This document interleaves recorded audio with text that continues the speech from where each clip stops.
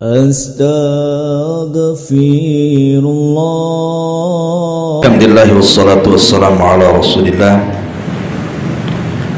wa ala alihi wa sahbihi wa mawalah wa la hawla wa la quwata illa billahi wa ba'du.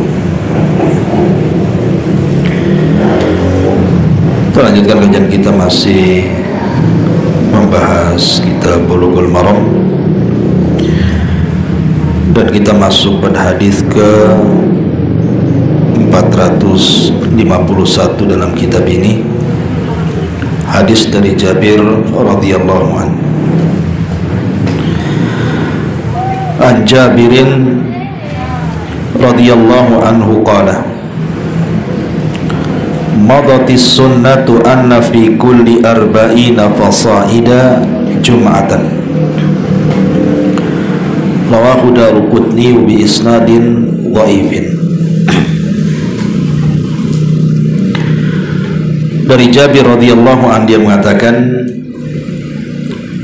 telah berlalu dari sunnah bahwa setiap 40 ke atas sudah dianggap memenuhi syarat Jumat.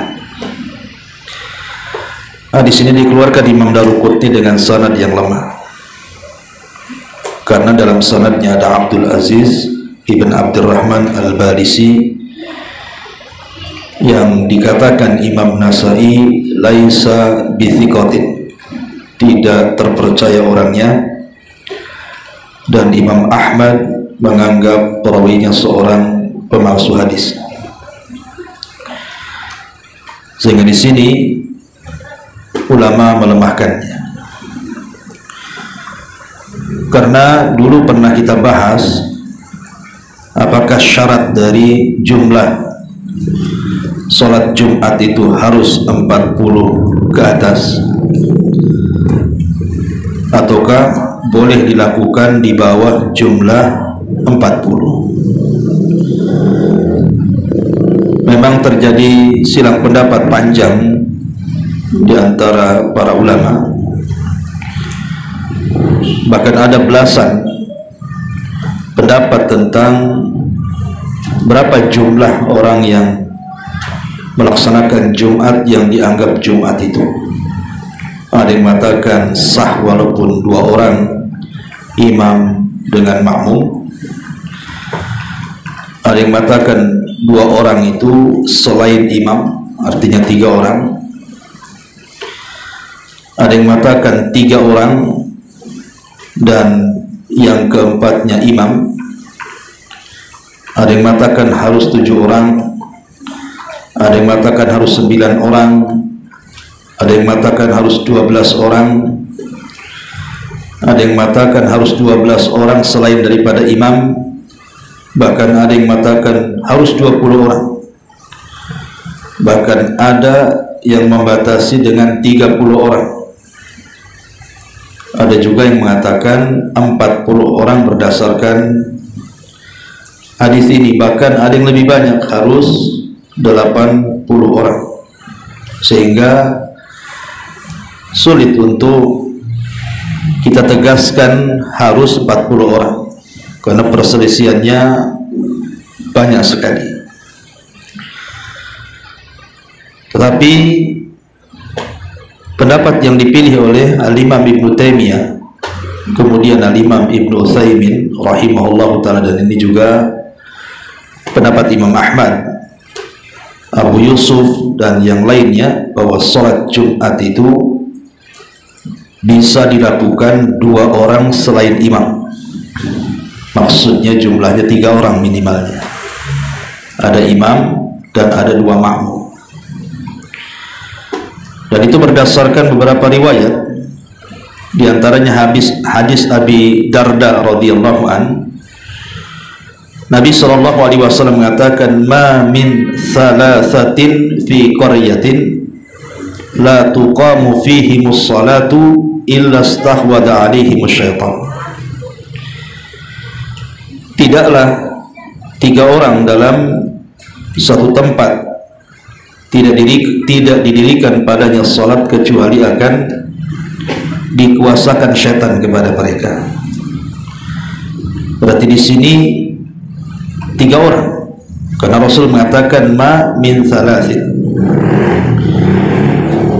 Kemudian juga hadis Abi Sa'id Al-Khudri radhiyallahu an, idza kanu thalathatan falyummuhum ahaduhum wa ahaqquhum bil imamati aqra'uhum. Apabila mereka ada 3 orang, maka jadikanlah imam salah seorang di antara mereka, dan yang berhak menjadi imam adalah yang pakar Quran di antara mereka.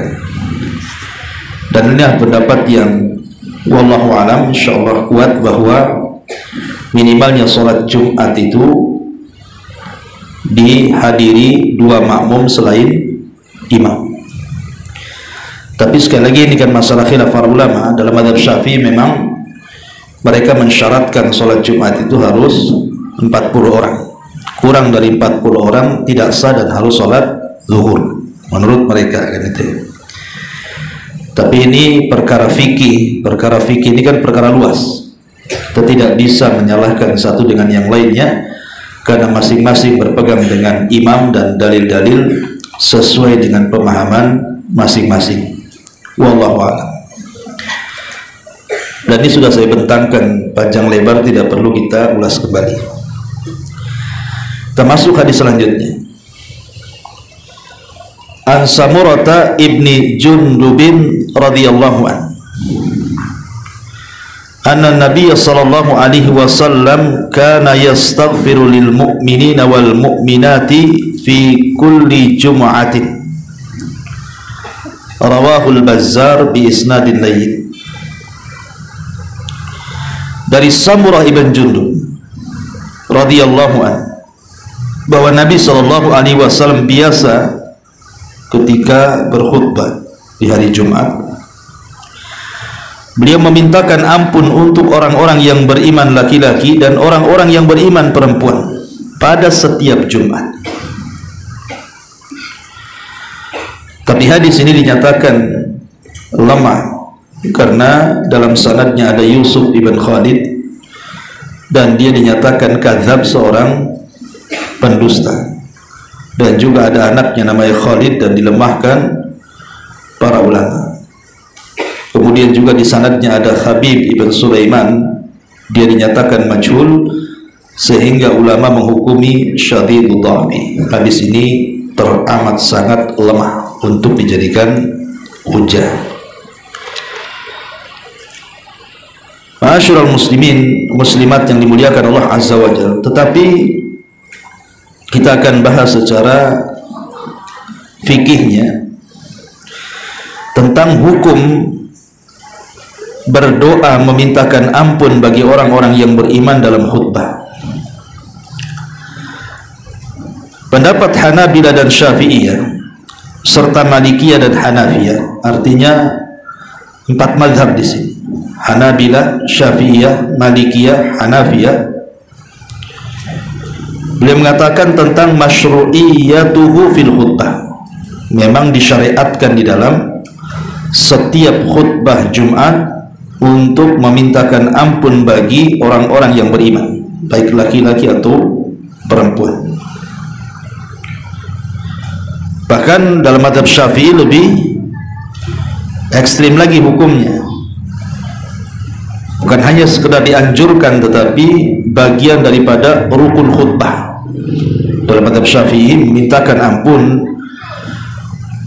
bagi orang-orang yang beriman itu termasuk rukun daripada rukun-rukun khutbah, sebagaimana yang dikatakan oleh Al-Imam An-Nawawi rahimahullahu ta'ala. Artinya minimalnya, walaupun bagi pendapat yang tidak menganggap rukun, tetapi sangat dianjurkan setiap berkhutbah bagi khatib di hari Jumat untuk memintakan ampun kepada orang-orang yang beriman laki-laki dan wanita.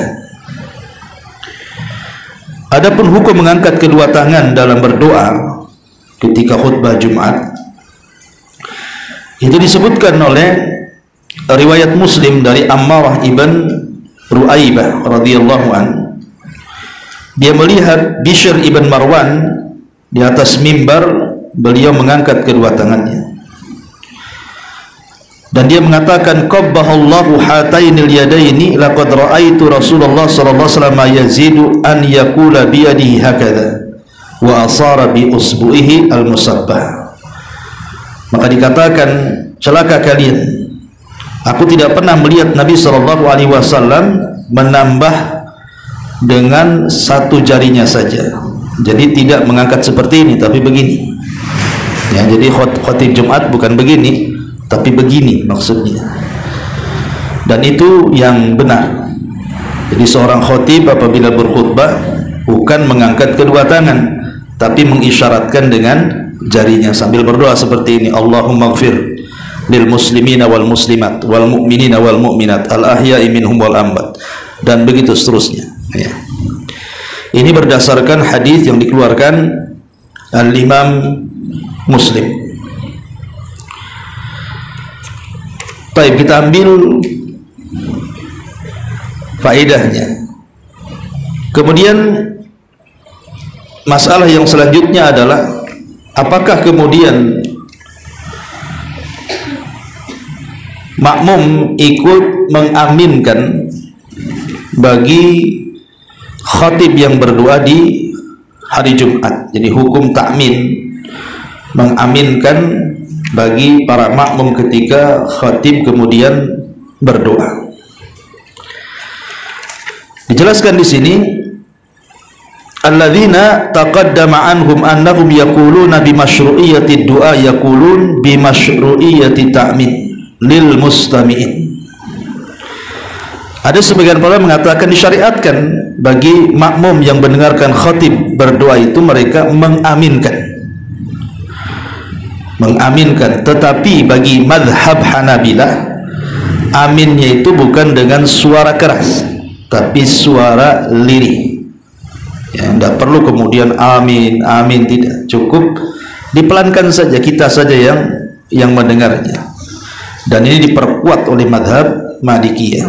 Jadi mazhab Hambali mensarankan disyariatkannya amin itu tidak dengan keras, dan ini juga pendapat mazhab Malikiyah.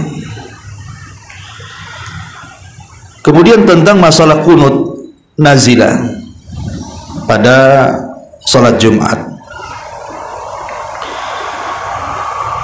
maka dijelaskan di dalam Musannaf Ibnu Abi Syaibah dari Nafi, dia mengatakan lam yakun Abdullah ibni Umar yaqnutu fil fajri wal jum'ati. Kata Nafi, dia mengatakan Abdullah ibn Umar tidak pernah kunut di waktu fajar dan di waktu Jumat.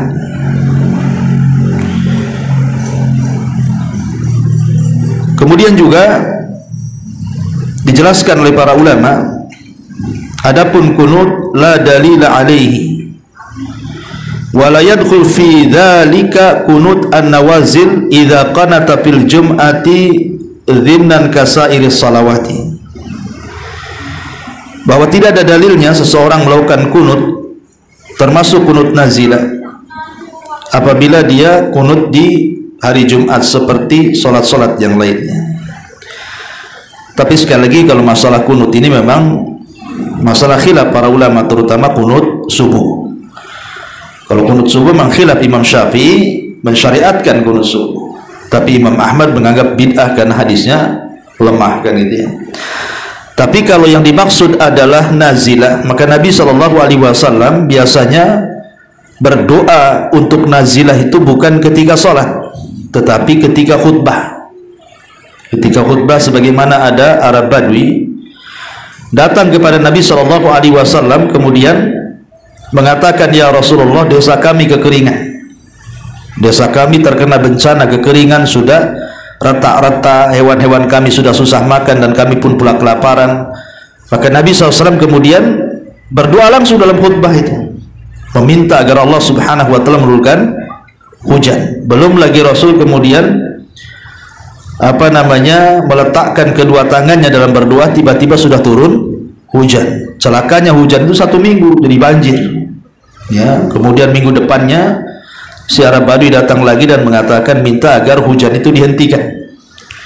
Kemudian Rasul pun meminta agar hujan itu tidak dihentikan, tetapi dipindah ke lembah-lembah, ke gunung-gunung, ke tempat-tempat yang banyak pepohonannya.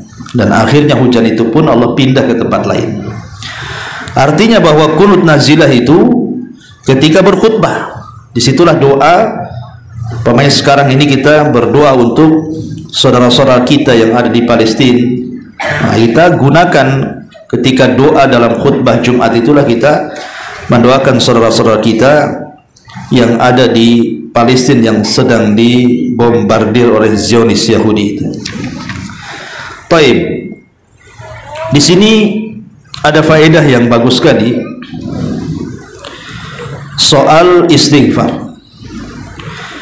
Kata Nabi sallallahu alaihi wasallam, beliau menganjurkan kepada kita untuk beristighfar bukan hanya untuk diri kita, tapi juga untuk saudara-saudara kita. Baik saudara-saudara kita itu masih hidup ataupun sudah meninggal, baik dia manusia ataupun jin. Itu anjuran di dalam Islam. Dan itu memiliki pahala yang sangat-sangat besar sekali. Dalam sebuah hadis dinyatakan dari Nabi sallallahu alaihi wasallam bagaimana keutamaan istighfar bagi orang lain itu. Dikeluarkan oleh Imam At-Tabrani, dan hadis ini dihasankan oleh Syekh Nasiruddin Al-Albani rahimahullahu taala.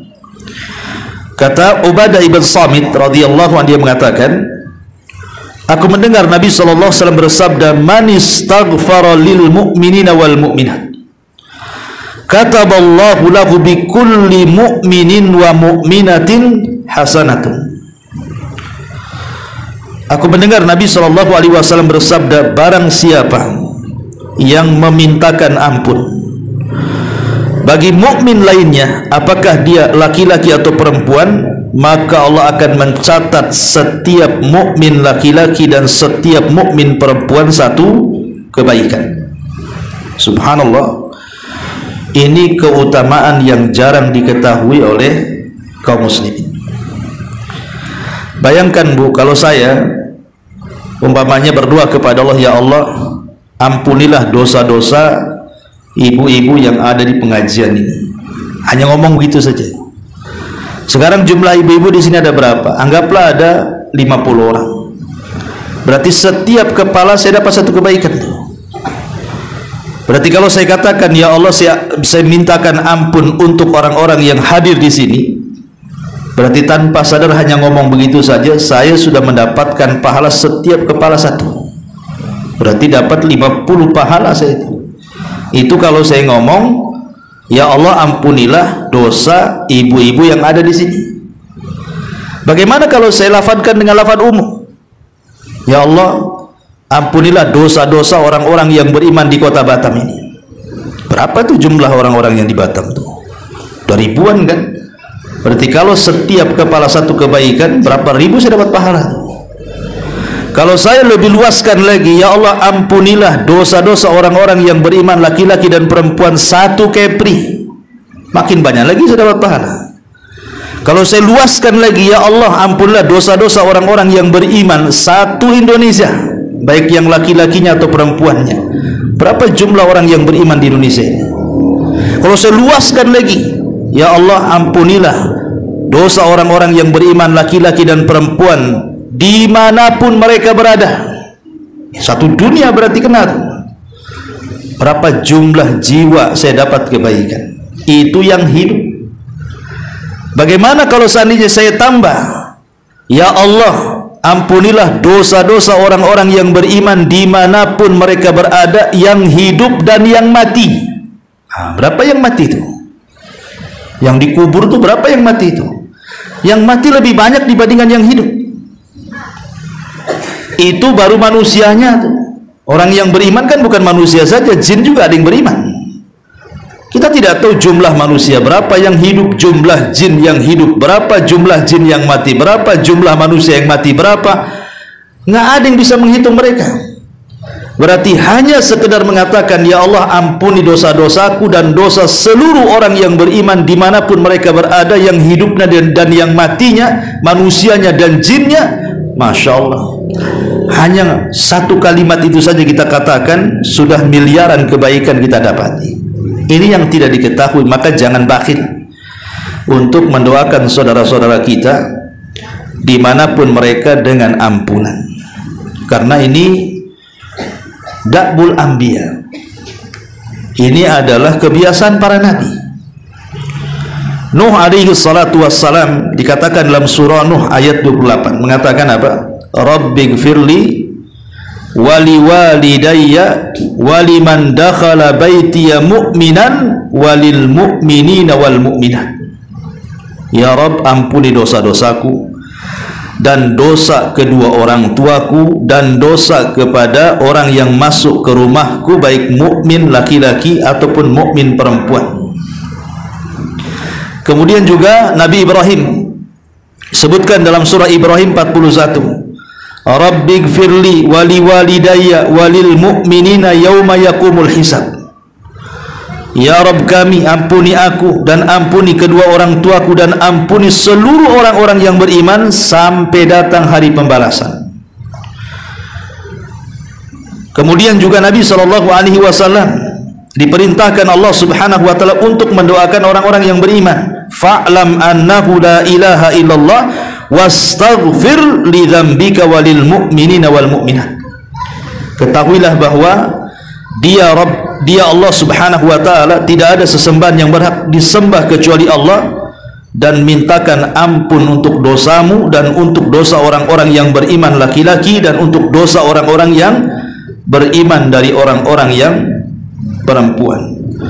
Dan Allah Subhanahu wa taala juga mengajarkan kita dalam Quran untuk mendoakan saudara-saudara kita yang sudah mendahului kita dari keimanan, artinya yang sudah meninggal, untuk mendoakan ampunan kepada mereka, sebagaimana disebutkan dalam surah Al-Hasyr ayat 10, walladzina ja'u min ba'dihim yaquluna rabbana ighfir lana wa li ikhwanina alladzina sabaquna bil iman. Dan orang-orang yang datang setelah mereka mengatakan, Rabb kami, ampuni kami, dan untuk saudara kami yang telah mendahului kami dengan keimanan. Artinya ini perintah, ya. Dan para ulama menganggap ini bagian daripada hak muslim dengan muslim yang lainnya, saling mendoakan ampunan. Makanya ini pahala yang besar yang luput dari seorang mukmin ketika dia malas untuk mendoakan saudaranya dengan ampunan, karena faedahnya besar. Saya akan sebutkan faedahnya. Kenapa kemudian Islam ini sedemikian luar biasanya kepada kita untuk meraih pahala sebanyak mungkin. Yang pertama, bahwa mendoakan saudara kita dari kalangan orang-orang yang beriman laki-laki dan perempuan dengan ampunan itu adalah bentuk rahmat Allah kepada kita dengan memberikan amalan-amalan ringan tapi memiliki pahala besar. Kan ringan amalannya kan, Bu, hanya ngomong ibu habis sholat namanya kan, Allahumma gfirli wali walidayya walil mu'minin wal mu'minat al ahya'i minhum wal amwat, kan cuma begitu saja ngomong. Ya Allah, ampuni aku, ampuni kedua orang tuaku, ampuni orang-orang yang beriman, baik laki-laki atau perempuan, baik yang hidup ataupun yang mati. Hanya ngomong gitu saja. Tapi selepas itu ibu dapat miliaran pahala, karena setiap kepala satu kebaikan. Apa susahnya ngomong begitu? Pahalanya besar, dan ini rahmat dari Allah. Pahala kecil, amalan ringan tapi memiliki pahala sangat besar. Yang kedua, dan ini bagian daripada akhlak kita kepada sesama muslim. Akhlak kita kepada sesama muslim, kita memintakan ampun kepada Allah tanpa harus menyakiti mereka. Kalau seandainya, Bu, saya doakan dosa-dosa ibu, mungkin ibu sakit hati dengan saya. Dosa apa saya, Ustaz? Kenapa Ustaz mintakan ampun dosa saya? Salah saya apa? Kan begitu paling. Sudah nanti sama saya. Tapi kalau seandainya saya doakan ibu tanpa sepengetahuan ibu, nah mungkin ibu sakit hati dengan saya kan. Nah, tapi kalau saya ngomong, nanti malam saya doakan supaya dosa-dosa dihapus. Apa nggak marah ibu? Dosa saya apa kan gitu kan? Jadi namanya akhlak seorang muslim, mendoakan tanpa menyakiti orang. Ya. Kemudian yang ketiga, ini namanya tahqiqul iman. Tahqiqul iman itu maksudnya mewujudkan kesempurnaan iman kita. Karena mendoakan saudara kita dengan ampunan itu bagian daripada kasih sayang kita kepada muslim yang lainnya. Sebagaimana Rasul mengatakan, la yu'minu ahadukum hatta yuhibba li akhihi ma yuhibbu li nafsi. Tidak akan sempurna iman seseorang sampai dia bisa mencintai saudaranya sebagaimana ia mencintai dirinya sendiri. Maknanya sebagaimana dosa-dosa kita ingin diampuni juga, maka kita berharap dosa saudara kita juga diampuni, gitu maksudnya. Karena mukmin itu satu tubuh. Jangan dosa kita aja ingin masuk surga sendiri, yang lain tidak boleh, kan begitu. Itu bukan seorang mukmin. Seorang mukmin itu satu badan, satu bangunan. Kalau ada saudara kita masuk neraka, ya tentu kita juga tidak akan rela. Makanya nanti pada hari kiamat, ketika kita bicara sukul jannah, pasar surga itu, ketika kemudian orang-orang ahli surga bertanya, mana teman kita? Kemudian dikatakan, oh temanmu di neraka. Maka penduduk surga mengatakan kepada Allah, ya Rabb, la taqtamilu ladzatina hatta tukhrijahu minan nar. Ya Allah, jangan kau sempurnakan kenikmatan kami di surga sampai kau keluarkan dia dari neraka. Dari sini Hasan Al-Basri rahimahullah ta'ala mengatakan, istaghfiru min sahibikumus salih fa innahu yanfa'ukum yaumal qiyamah. Perbanyak teman yang baik, karena itu akan manfaat bagi kalian di akhirat. Bisa berikan syafaat, gitu maksudnya. Ya, ini yang ketiga. Yang keempat, bisa menghilangkan kesombongan. Jadi kalau kita mendoakan saudara kita itu sama dengan merontokkan kesombongan kita. Kita tidak jadi orang egois lagi, gitu. Karena orang sombong itu kan mementingkan diri sendiri, tidak melihat orang lain, bahkan cenderung meremehkan orang. Dengan kita berusaha kemudian mendoakan saudara kita, hakikatnya kita merontokkan keegoisan kita, kesombongan kita, sehingga kita menjadi orang yang paling lembut hatinya. Ini juga yang keempat. Yang kelima, melatih memaafkan. Melatih memaafkan. Terkadang kalau kita punya salah, kita datang kepada orang yang kita sakiti, rasanya berat kita kan, berat rasanya, ya, malu atau nggak enak atau takut. Mesti adalah orang kalau berbuat salah meminta maaf itu kan macam-macam tuh. Akhirnya kadang-kadang setan datang membisikkan, jangan datang, kan itu. Tetapi dengan kita kemudian mendoakan saudara kita dengan ampunan, kan ini perkara yang mudah sebenarnya. Dan ini melatih supaya kita itu menjadi pemaaf, gitu ya. Ini juga yang kelima. Yang keenam, menanamkan kasih sayang. Menanamkan kasih sayang kepada sesama muslim dengan cara mendoakan ampunan kepada mereka. Kemudian yang nomor 7, tidak merasa bersih sendiri. Wala tuzakku anfusakum. Jangan merasa bersih diri kalian seolah-olah kalian tidak punya dosa, yang lain punya dosa banyak, ya kan? Tapi dengan kita mengatakan, ya Allah ampuni dosaku, dosa kedua orang tuaku, dan dosa saudara-saudaraku, baik laki-laki atau yang perempuan yang beriman, baik yang hidup ataupun yang mati, baik manusianya atau jinnya. Ibu tegaskan juga seperti itu. Hakikatnya kita tidak merasa bersih sendiri dari dosa, bahwa kita ini sama-sama melakukan dosa, saya, ibu, siapapun, sehingga semuanya butuh ampunan Allah Subhanahu wa taala. Kemudian yang nomor 8, di sini tercipta ukhuwah Islamiyah. Innamal mu'minuna ikhwatun. Mukmin satu dengan yang lainnya itu bersaudara. Kita ini bersaudara. Lah bentuk persaudaraan kita adalah dengan cara mendoakan satu dengan yang lainnya, terutama doa ampunan. Nah, jadi ini bentuk ukhuwah Islamiyah juga. Kemudian juga yang nomor 9, menyedikitkan ghibah, ya. Daripada ibu ghibah, bagus ibu katakan, Ya Allah, ampunilah dosaku, dosa kedua orang tuaku, dosa orang-orang yang beriman. Kan ini menyedikitkan gibah jadinya. Orang kalau terbiasa berusaha untuk memberikan kasih sayang kepada saudaranya dengan memintakan ampun akan dosa-dosanya, maka secara tidak langsung dia sudah mengurangi gibah tuh. Karena penyebab gibah itu kan karena kita tidak suka dengan orang itu. Ketika kemudian kita memintakan ampun akan dosa-dosanya, menunjukkan kita ini senang dengan orang itu. Dan orang yang senang tidak mungkin digibah. Orang kalau senang dengan kawannya tidak mungkinlah dijelek-jeleki. Biasanya yang menjelek-jeleki orang lain itu karena tidak suka, makanya digibah dia. Nah, ketika banyak istighfar itu ngurangilah gibah kita ini kepada mereka, ya. Kemudian juga yang nomor 10, menghilangkan kedengkian, menghilangkan hasad, menghilangkan dendam, menghilangkan dengki dan begitu seterusnya. Ya, dengan cara apa? Ya tadi mendoakan ampunan kepada saudara kita, dan ini bagian daripada tazkiyatun nafsi, pembersihan jiwa tadi, ya. Termasuk juga yang lebih keren daripada itu adalah ketika kita mendoakan ampunan kepada saudara kita. Ya Allah, ampunilah dosa-dosa saya, dosa orang tua saya, dan dosa orang-orang yang beriman dimanapun mereka berada. Maka nanti malaikat akan datang kepada kita.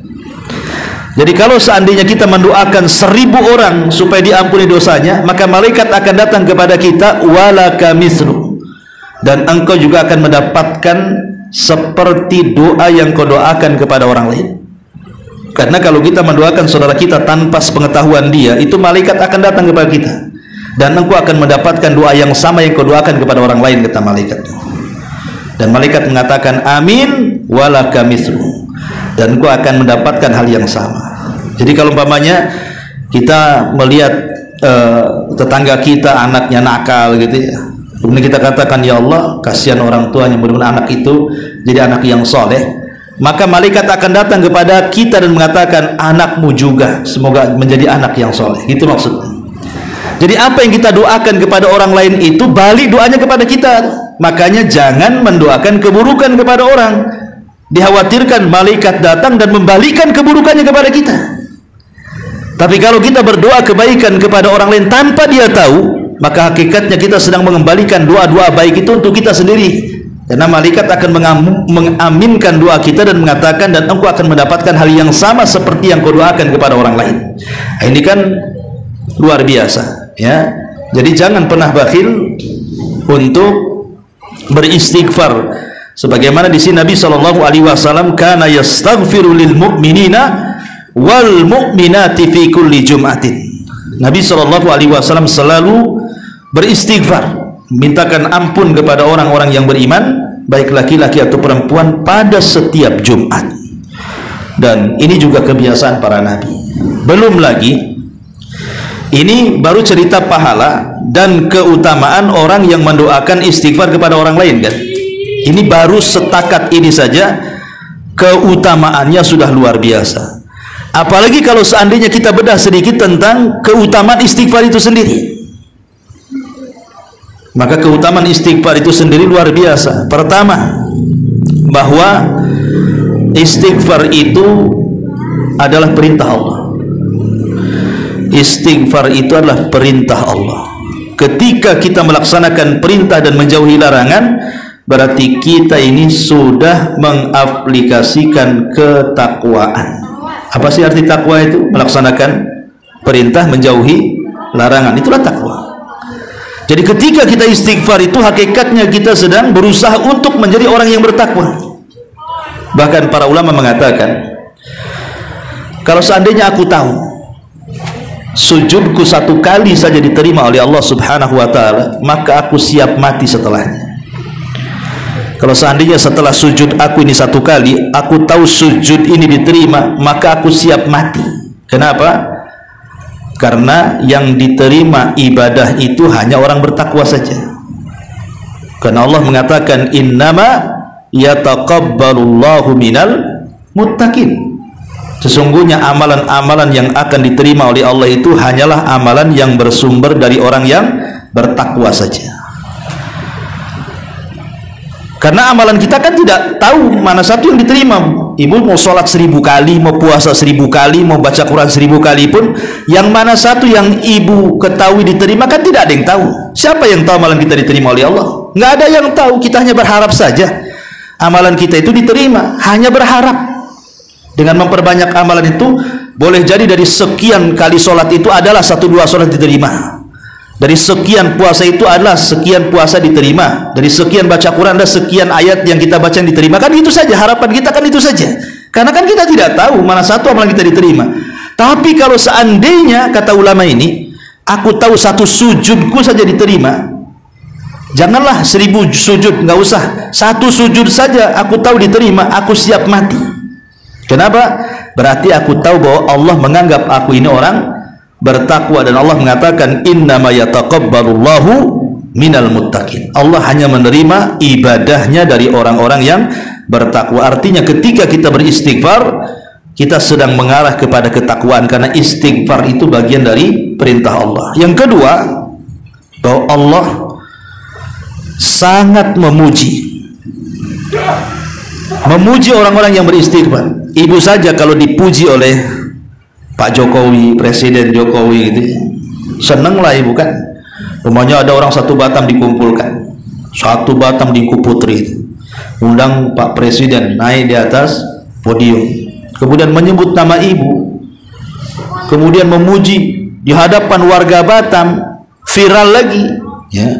Mungkin ini satu kebanggaan bagi kita. Wow, ini Umu Anu dipuji Pak Jokowi. Ya kan, dapat sepeda lagi. Gitu umpamanya kan, itu aja kita sudah bangga tuh ya. Padahal baru presiden yang muji lah, yang muji Allah. Coba, masa kita tidak bangga? Allah yang muji kita, yang menciptakan kita, yang menghidupkan, mematikan, memberikan nikmat segala-galanya, maka kita lebih bangga lagi. Allah Subhanahu wa ta'ala berfirman di dalam Al-Qur'anul Karim, wal mustaghfirina bil ashar. Di antara orang-orang yang mendapatkan pujian dari Allah adalah wal mustaghfirina bil ashar, orang-orang yang senantiasa beristighfar di waktu sahur. Kemudian juga yang ketiga, bahwa istighfar itu annallaha yaghfiru liman istaghfar. Allah menjanjikan ampunan kepada siapapun yang terus beristighfar. Ada seseorang datang kepada Rasulullah, ya Rasulullah, aku sudah banyak melakukan dosa. Kata Rasul, kalau begitu bertobatlah kamu. Kemudian orang ini mengatakan, ya Rasul, kalau habis tobat saya berdosa lagi. Kata Rasul, bertobat lagi. Kalau saya sudah bertobat kemudian melakukan dosa lagi, ya Rasul, kata Rasul, bertobat lagi. Kemudian saya bertobat lagi, habis itu melakukan dosa lagi, apalagi ya Rasul, bertobat lagi. Asik gitu saja. Kemudian orang ini mengatakan, sampai kapan ya Rasulullah? Maka Rasul mengatakan, innallaha la yamallu hatta tamallu. Allah itu tidak bosan, engkau yang akan bosan. Lihat kata Allah, kata Rasul, Allah itu tidak bosan, engkau yang bosan. Artinya Allah tidak akan bosan menerima ampunan kita. Kalau kita meminta ampun, Allah nggak akan bosan mengampuni dosa kita. Kadang kita yang bosan untuk istighfar, sehingga akhirnya ditumpuk-tumpuk dosa, malas pula kita ini istighfar dan bertobat ya. Makanya kemudian di antara keutamaan istighfar adalah bisa menggempur dosa-dosa kita. Kalau seandainya kita berbuat dosa, ya istighfar lagi, berbuat dosa, istighfar lagi, sampai kapan? Tidak ada batasannya ya, karena Allah tidak bosan, kita yang bosan ya. Kemudian juga yang keempat, beristighfar itu akan yajlibul khairat, mendapatkan banyak kebaikan, wal barakat, dan keberkahan, wa faul bala, dan bisa menghilangkan bala ya. Kebaikan dapat, berkah dapat, dihindarkan dari bala lagi ya. Dan itu disebutkan dalam sebuah ayat Al-Quran, kinayah daripada perkataan Nuh alaihi salatu wassalam, faqultu astaghfiru rabbakum innahu kana ghafara yursilis sama alaikum midrara wa yumdidkum bi amwali wa banin wa yaj'al lakum jannati wa yaj'al lakum anhara ma lakum la tarjuna lillahi waqara wa qad khalaqakum atwara. Maka aku katakan, beristighfarlah kalian kepada Rabb kalian, karena Dia zat yang Maha Pengampun. Sebab istighfar itu Allah akan hujani kalian, Allah akan tambah harta dan anak-anak kalian, Allah akan jadikan hutan-hutan dan sungai-sungai yang makmur untuk kalian. Tetapi kenapa kalian tidak mengagungkan Allah dengan sebenar-benar pengagungannya? Padahal Allah sudah menciptakan kalian dengan bertahap-tahap, kata Allah. Ya, lihat di sini Allah Subhanahu wa taala janjikan bagi orang yang banyak istighfar akan diberkahi dengan diturunkan hujan, akan diberkahi dengan banyaknya keturunan dan harta dunia, dan juga Allah Subhanahu wa taala akan perbaiki lingkungan, hutan-hutannya lebat, sungai-sungainya banyak, tidak kekeringan, dan begitu seterusnya. Dan ini adalah kebaikan dan keberkahan namanya. Kemudian juga yang nomor 5, istighfar ini mendatangkan rahmat Allah, kasih sayang Allah Subhanahu wa taala, dan kita berhajat kepada kasih sayang Allah. Walau la tastaghfirunallaha la'allakum turhamun. Allah mengatakan, seandainya kalian beristighfar kepada Allah, maka itu akan dapat mendatangkan rahmat Allah kepada kalian. Jadi rahmat itu akan turun, salah satunya adalah dengan memperbanyak istighfar. Kemudian yang nomor 6, istighfar ini termasuk juga menjauhkan kita dari azab Allah Subhanahu wa taala. Kita tahu bahwa keamanan di dunia ini ada dua, Bu. Satu, keamanan saat Rasul masih hidup. Wa ma kana Allahu mu'adzibahum wa anta fihim. Allah tidak akan mengadab sebuah kaum kalau engkau, wahai Muhammad, tegak berdiri tengah-tengah mereka. Ini keamanan yang pertama. Kemudian keamanan yang kedua, wa ma kana Allahu mu'adzibahum wa hum yastaghfirun, dan Allah tidak akan turunkan azab selama mereka masih istighfar. Jadi keamanan itu ada dua.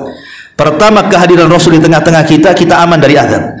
Yang kedua, istighfar kita kepada Allah, itu juga keamanan kita dari azab. Sekarang Rasul sudah tidak ada lagi, artinya keamanan yang pertama sudah tercabut karena Rasul sudah meninggal, kan? Berarti sisa keamanan yang kedua, istighfar. Kalau kita masih terus istighfar, artinya masih dijauhkan dari azab Allah Subhanahu wa ta'ala. Kemudian yang nomor 7, al-istighfar yajlibul quwwa wal khair. Istighfar ini bisa mendapatkan kekuatan dan kebaikan. Allah Subhanahu wa taala mengatakan, wa in istaghfiru rabbakum tsumma tubu ilaihi yumatti'ukum mata'an hasana ila ajalin musamma wa yu'ti kulladzi fadlin fadlah. Jika kalian beristighfar kepada Rabb kalian, kemudian bertobat kepada Allah, Allah akan berikan kenikmatan yang baik kepada kalian sampai batas waktu yang ditentukan, dan Allah akan berikan setiap kemuliaan yang banyak kepada orang-orang yang Allah kehendaki.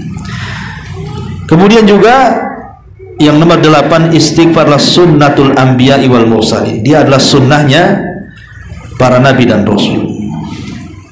Seperti Adam alaihi salatu wasallam mengatakan, Rabbana zalamna anfusana wa illam taghfir lana wa tarhamna lanakunanna minal khasirin.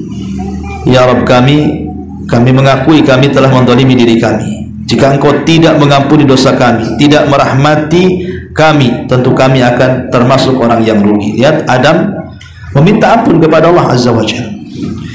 Kemudian Nuh, Rabbighfirli wali walidayya.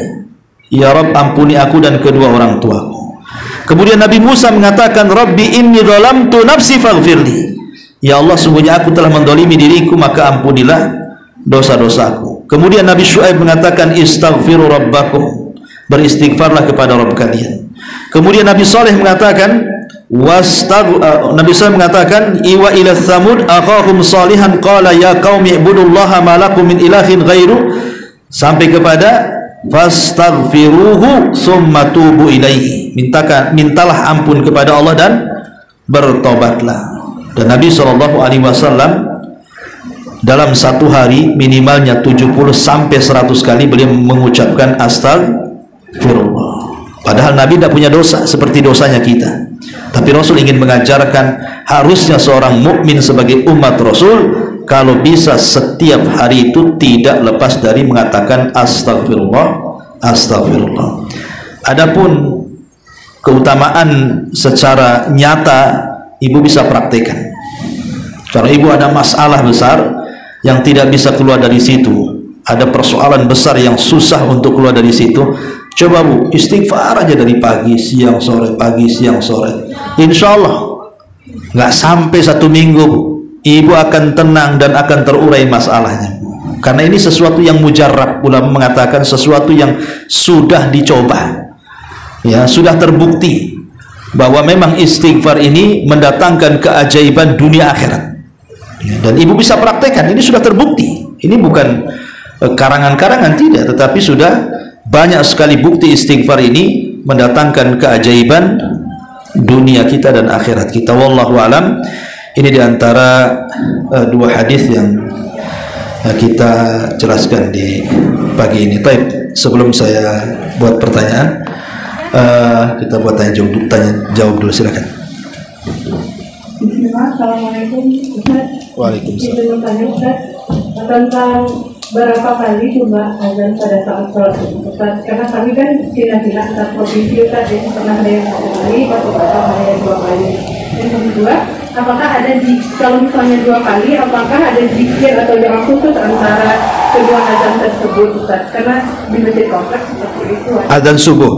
Sholat Jumat. Oh, azan Jumat. Iya, alhamdulillah, yang azan 2 kali itu memang kan dua waktu. Pertama subuh, itu azan 2 kali. Azan pertama dan azan kedua.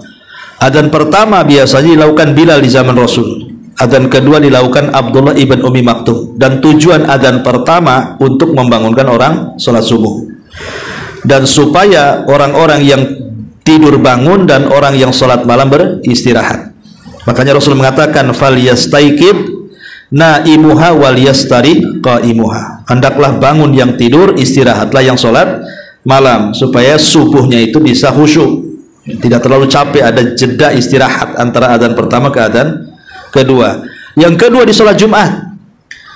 Tapi azan 2 kali di sholat Jumat ini masalah khilaf ulama. Di zaman Rasul azan 1 kali, di zaman Abu Bakar azan 1 kali, di zaman Umar azan 1 kali, di zaman Utsman, nah itu baru azan 2 kali. Alasannya karena di zaman Utsman ini kan manusia sudah mulai jauh-jauh dari masjid. Jadi mereka itu makin jauh karena kan makin banyak orang, otomatis kan makin meluas gitu ya. Dan orang-orang di pasar tidak dengar azan di Masjid Nabawi.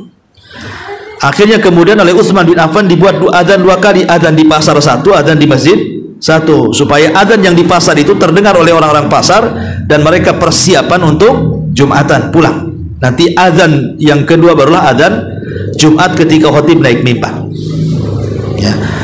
Adapun apakah kemudian ya bagi kita ini dua-dua, baik yang azan 1 kali atau azan 2 kali tidak ada masalah, karena yang azan 1 kali juga mengikuti sunnah Nabi SAW, yang azan 2 kali mengikuti sunnahnya para sahabat Rasul. Dan Rasul mengatakan alaikum bisunnati wa sunnatil khulafa ar-rasyidin, wajib atas kalian berpegang teguh dengan sunnahku dan sunnah para khulafa ar-rasyidin, dan Utsman lah khulafa ar-rasyidin.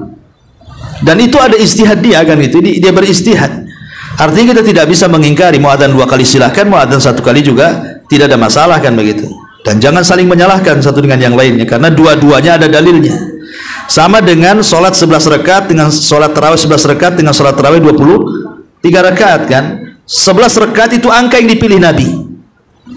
Nah, adapun yang 23 rakaat ini kan sunnahnya para sahabat. Di zaman Umar, Ubay bin Ka'ab sholat 23 rakaat selama 1 bulan. Diperintah oleh Umar bin Khattab radhiyallahu an, dan itu sholat tarawih pertama berjamaah selama 1 bulan kan, karena di zaman Rasul nggak ada sholat tarawih berjamaah kecuali 3 hari saja, karena Rasul takut diwajibkan, makanya setelah 3 hari selesai kan. Sehingga kalau ada azan 2 kali tidak ada masalah. Cuman yang berlaku hadis Nabi SAW di kulli adzanaini salatun, antara 2 adzan itu salat, maksudnya di adzan adzan dan qomat. Makanya di antara 2 adzan salat itu maksudnya adzan dan qomat, bukan di antara adzan 1 dan adzan kedua, tidak. Sehingga ya tidak ada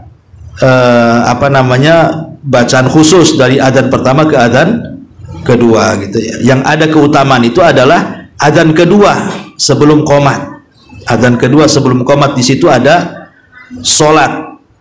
Cuman masalahnya apakah kemudian dengan hadis ini dijadikan dalil bahwa ada salat qabliyah Jumat? Ya, wallahu a'lam. Bagi saya pribadi tidak ada salat qobliyah Jumat. Tapi kalau yang dimaksud salat nafilah, salat sunnah di antara adzan dan qomat, berdasarkan keumuman hadisnya tidak ada masalah. Karena Rasul mengatakan di likulli adzanaini salatun, antara dua adzan adalah salat. Maksudnya adzan dan qomat. Berarti di situ ada salat sunnah. Apakah kemudian ini termasuk rawatib? Ya tidak mesti. Ya, karena kalau dikatakan ini qobliyah masuk pada rawatib qoblal jum'ah, ya perlu dalil kan gitu. Tapi kalau maksudnya adalah secara umum salat sunnah, ya tidak ada masalah. Karena ada hadis umum setiap di antara dua adzan, maksudnya adzan qomat itu ada salat. Wallahu a'lam. Satu lagi, Ya. tadi ada hadis tidak sempurna iman seseorang jika dia tidak mencintai saudaranya seperti dia mencintai dirinya sendiri. Nah, bagaimana kan kita berupaya untuk menutup aurat, menjaga diri, tidak memposting, sedangkan kita merepost atau memposting kembali video-video saudari-saudari yang belum menutup aurat dengan sempurna. Berarti Untuk kan apa? belum sempurna berarti ini saya. Diposting untuk apa dipostingnya? Misalnya ada video, maksudnya ada video tentang bazar gitu kan. Jadi kan di bazar itu kan ramai, itu udah campur aja videonya gitu. Manfaatnya apa? Bazar itu divideokan. Kan teman ada yang jualan di bazar, udah dia kan promosi akan ada bazar lagi seperti minggu lalu, ini videonya minggu lalu. Oh, iya, salam deh.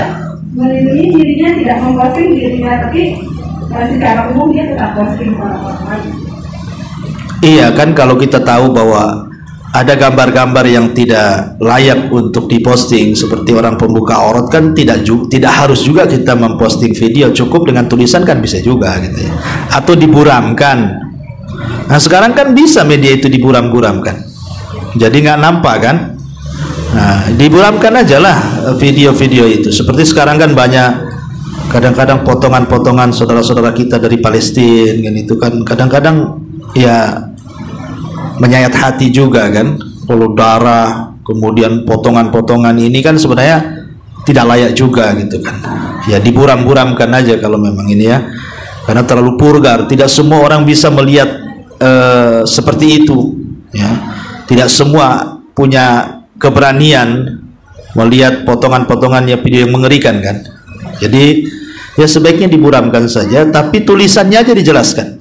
Oh ini begini-begini, ini ada bazar, ini ada ini. Saya kira lebih hati-hatilah seperti itu. Kan nampak itu ramenya, walaupun diburamkan kan yang penting nampak ramenya kan. Nah, saya kira solusinya begitu. Wallahu a'lam. Oh, ya.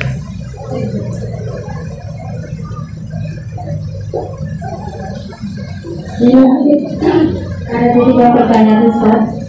Sekarang kita melihat kondisi saudara-saudari Muslim kita yang di Palestina, makanya akan banyak yang melakukan qunut nazilah. Yang jadi pertanyaan beliau ini adalah, sebagai seorang wanita, kita ini ingin mendoakan saudara Muslim kita itu dengan melakukan qunut nazilah. Apakah bisa kita melakukan qunut nazilah itu bersendirian di rumah? Nah, Ya, alhamdulillah bisa. Qunut nazilah itu tidak mesti kemudian harus berjamaah, diaminkan. Masing-masing kita bisa berdoa. Dan mendoakan itu kan tidak mesti dalam qunut. Bisa selepas sholat, bisa di sepertiga malam akhir, di waktu-waktu yang sangat mustajab. Ya, kan waktu-waktu mustajab dalam satu hari itu kan banyak. Di antara dua azan, di sepertiga malam akhir, ya, ketika turun hujan, ketika kita safar, atau macam-macam lah kan itu ya. Situlah kita doakan saudara-saudara kita yang ada di sana. Nah, tapi kalaupun kita mau mengkhususkan dengan qunut nazilah dalam sholat kita, tidak ada masalah. Ya, lakukan dalam sholat kita ketika qunut. Ya. Qunut yang diajarkan Nabi SAW. Apakah sebelum ruku atau setelah ruku itu masalah khilaf ulama kan itu ya. Tetapi apakah boleh ibu melakukan qunut sendirian di rumah? Ya tidak masalah. Berdoa dalam sholat kita untuk saudara-saudara kita yang di Palestina. Karena sekarang ini Bu, kita ini mau membantu pakai apa saudara kita ini? Jangankan kita pribadi-pribadi, negara-negara besar di negeri-negeri Arab saja, sebagian mereka tidak berani mengirimkan tentara-tentara kan, paling ya bantuan-bantuan kan. Wallahu a'lam, tentang kebijakan masing-masing negara kan mereka punya alasan masing-masing. Kita tidak bisa suudon kepada mereka. Karena ada juga sebagian orang yang bersudut, kenapa negara ini tidak bantu, kenapa akhirnya dicela, dimaki. Padahal kita tidak tahu urusan mereka.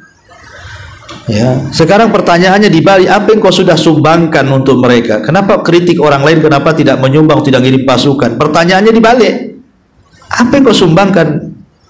Makanya kalau kita tidak bisa mendoakan saudara kita, minimalnya jangan panjang lidah deh gitu ya. Falyakul khairan aw liyasmut. Lebih baik diam kalau tidak bisa mengeluarkan kalimat-kalimat santun. Diam lebih baik kan ini. Karena kita tidak tahu kebijakan negara-negara Arab itu seperti apa. Mungkin mereka punya strategi lain yang kita tidak tahu. Mungkin mereka menekan dengan cara lain yang kita tidak tahu. Mungkin mereka menyumbang yang kita tidak tahu. Mungkin tidak bentuk kerajaan yang menyumbang, mungkin rakyatnya menyumbang, kita tidak tahu.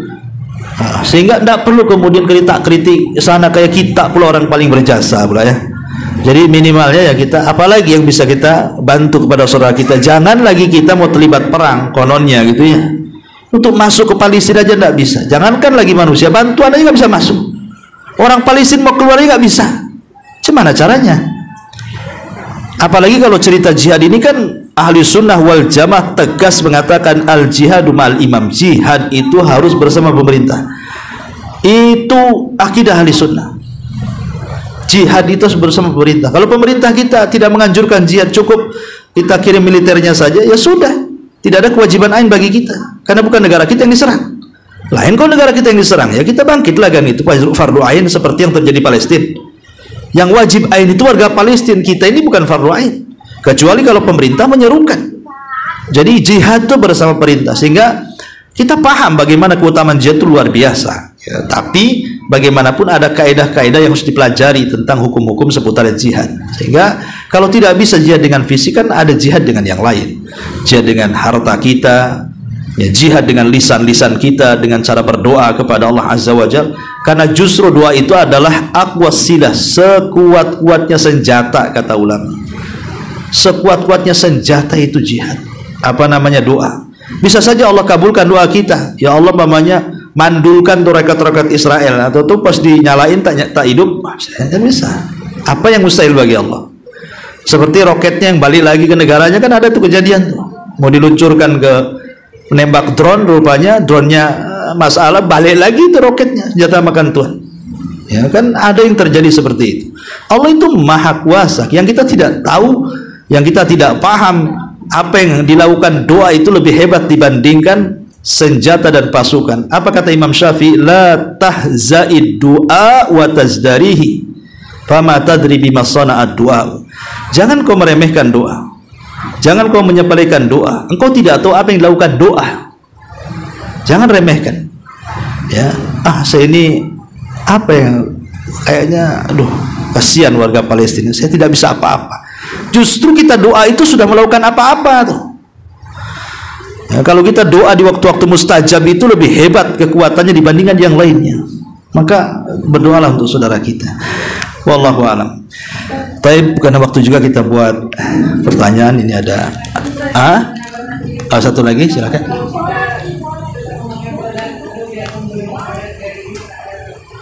Memboikot produk. Ya, kalau saya membaca fatwa-fatwa ulama ya, tentu kalau kita memberikan pendapat ini kan harus berdasarkan fatwa. Ya kita ingin sih kalau bisa kita boikot saja semua produk-produk yang dari Zionis Yahudi itu kan. Masalahnya kan produk-produk itu banyak, Bu. Sampai ke kecap-kecap pun ada. Sampai ke susu-susu untuk anak-anak pun ada. Apa ibu mau pakai anaknya susu kedelai? Jadi maksudnya begini, kita suka senang pemboikotan itu. Bahkan kita anjurkan kita boikot kan itu. Sekarang para ulama berfatwa pemboikotan itu juga erat kaitan dengan masalah kebijakan pemerintah. Kebijakan pemerintah. Kalau pemerintah kita memang menganjurkan boikot, kita boikot. Namanya pemerintah kita mengatakan perusahaan ini karena berafiliasi ke Zionis Yahudi kita boikot. Kita harus boikot. Ngikut apa kata pemerintah kita. Karena pemerintah tahu maslahat dan mafsadahnya kan. Ya, ataupun kita sendiri, saya sendiri ingin memboikot, nggak ada masalah. Ini kan pribadi kan begitu. Tapi kalau ngajak-ngajak orang, umpamanya ini ada satu perusahaan, ini karyawannya ribuan, disuruh tutup, boikot. Apa kita bisa nanggung? Macam mana dia kerja di mana? Dia punya anak, punya istri, punya ini, punya itu. Ya, jadi ini kan ada masalah dan mafsadahnya. Kalau pribadi kita, saya pribadi lebih kita boikot kan begitu. Tapi kalau kemudian kita berbicara hukum umum kan, maka itu kembali kepada kebijakan pemerintah. Ya, kalau pemerintah memboikot, kita boikot. Kalau ada seruan pemerintah kita boikot, kita boikot. Ya, karena mereka sudah memahami kalau mamanya menutup perusahaan pasti pemerintah ada gantinya. Ya, tapi kalau kita yang nutup, siapa yang gantiin orang-orang itu? Apa ibu mau ngasih makan orang-orang itu? Sanggup ngasih makan? Ya, tapi itu dikembalikan ke pribadi-pribadi kita. Kalau kita mau boikot, pribadi-pribadi kita sajalah. Kalau diserukan ke semuanya, maka ini berkaitan dengan masalah kebijakan pemerintah. Ya, kita mengharap kalau pemerintah kita ini, kita dorong supaya pemerintah kita ikut memboikot kan itu. Kita serukan juga, kalau bisa pemerintah boikot, itu sebagai bentuk wal baro kita kepada Palestina dan Israel, wala kita kepada Palestina, baro kita kepada orang-orang Zionis. Sekarang kalau pemerintah membuat aturan berbeda dengan aturan kita, apa kita harus menentang pemerintah? Pemerintah itu kan punya kebijakan yang kita tidak tahu, kemaslahatan yang kita tidak paham. Ya, maka itu kembali kepada pemerintah. Yang kedua, kalau kembali ke individu masing-masing, kalau ibu ingin boikot ya lebih baik. Ya, tapi kan pamannya ibu biasa ngasih susu anaknya merek ini, saya nggak mau merek yang lain. Cocok nggak tuh anaknya? Nanti mencret pula anaknya. Kan itu ya. Tapi bismillah tawakal umpamanya kan. Saya bela Palestina, hidup Palestina umpamanya kan. Nah, lihat maslahat dan mafsadah juga. Wallahu a'lam. Karena kalau susu anak ini yang Israel pula murah. Yang Palestina pula mahal umpamanya kan, kan. Kadang-kadang kita tidak siap juga, ngomong aja mulut itu. Ya, ngomong aja boikot, kok masih pakai kecap juga rupanya. Ya, karena kan dalam satu perusahaan di Israel ini kadang-kadang kan macam-macam tuh produknya. Dalam satu perusahaan aja ada yang ke kecap, ada yang ke susu, ada yang ke micin, ada yang ke garam. Pusing sendiri jadinya. Ya. Wallahu a'lam. Ya, kita berharap pemerintah lah ikut boikot, maka kita semangat tuh lebih boikot lagi. Taib, satu pertanyaan. Tentang sebutkan tiga keutamaan memintakan ampun untuk saudara kaum muslimin. 3 keutamaan saja. Apa saja itu? Apa manfaatnya mendoakan orang lain dengan istighfar, mintakan ampun akan dosa-dosanya? Fadhal. Fadhali.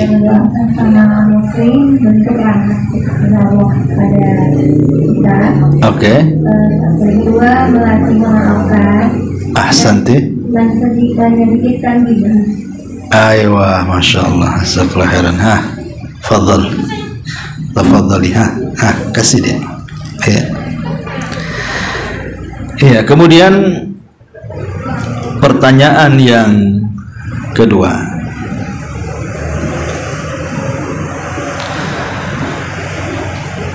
Sebutkan 3 keutamaan istighfar. Keutamaan istighfar. Kalau tadi kan memintakan ampun kepada saudara kita, sekarang istighfar itu sendiri apa saja keutamaan? Sebutkan 3 saja.